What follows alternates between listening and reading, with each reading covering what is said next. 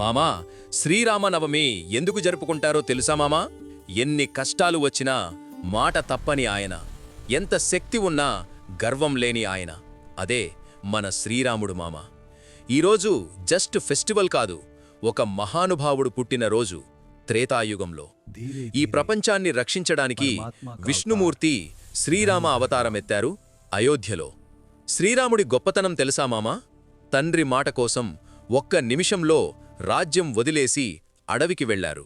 సౌకర్యాలు కంటే గుణం గొప్పది అని ప్రూవ్ చేశారు.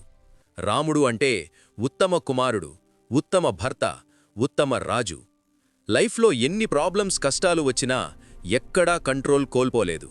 శాంతంగా ఉండి పరిష్కారం చూపించిన మహామేధావి మామ మన శ్రీరాముడు. చివరికి శత్రువు అయిన రావణాసురుడిని కూడా గౌరవించిన వ్యక్తి మామ ఆయన. అందుకే ఈరోజు సీతారామ కళ్యాణమంటే జస్ట్ పెళ్లి కాదు, అది ప్రేమ, ధర్మం కలిసిన ఒక పవిత్ర బంధం. జై శ్రీరామ్ మామా.